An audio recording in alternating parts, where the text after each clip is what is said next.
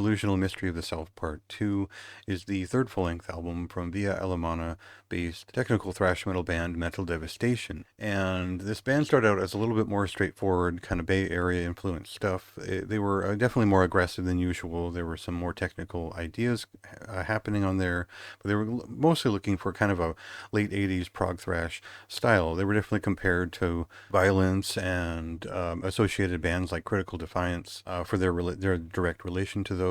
But the result of their second LP, The Delusional Mystery of the Self Part 1, was something that had a bit of sadist in there, a little bit of atheist in some of the twists and turns that it took, but it definitely resembled Forbidden, especially the first and second records from Forbidden, both in terms of the vocalist Alejandro Lagos, as well as the songwriting from the guitarist Matias Morales. You could tell the band had sort of scaled up. They were approaching something that was conceptual, ambitious, and virtuosic in the way that it presented itself. It was a record I was very excited about. It was up there around the mid part of my top 75 albums of the year back when it released, and it's great to see the band is not only back with a record, but one that directly follows up the previous one on the same subject, but provides a little bit of a twist to their form in general. So what we'll do is we'll cut to an example of that right here, and I'll talk a little bit more about where this record stands out and what it does, which is very classic and timeless.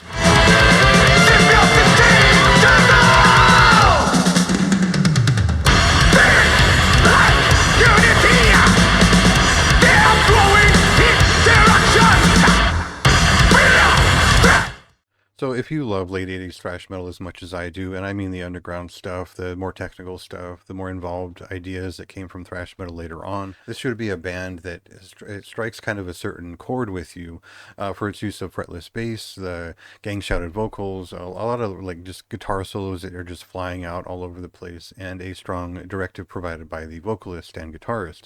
And so this is exactly that in terms of presenting something that is exciting, it's aggressive, it's also thoughtful and expressive in the way that it presents its themes. And I won't get too deep into the themes here. That's yours to discover within the lyrics and how they present to you. I think the big thing here is that there's kind of a progressive death metal aggression to their work, which makes it feel a little bit more modern. But there's also a classic heavy metal bent to it at the same time.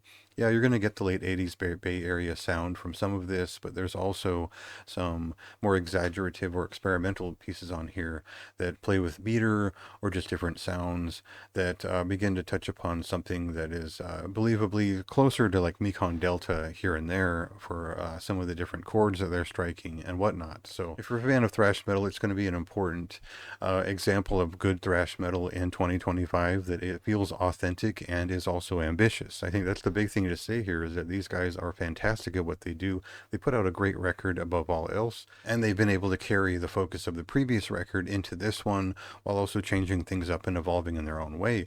Some of the lineup has changed and some things are different here, but for the most part it's a great continuation of what they started back in 2021, and it's a record that should characterize the band up to a certain standard that is what I consider a good example of the peaking high of late 80s thrash metal ideation, and the non-commercial sophistication of it between ambitious artists and finding as they search for a new sound and a new direction. So in a sense, nostalgia is part of this appeal on my end. I'm just also just a diehard fan of this stuff. This is exactly my kind of thing, and I don't get enough quality thrash metal to talk about. So when I do, this is a well above average release. It gets a very high recommendation.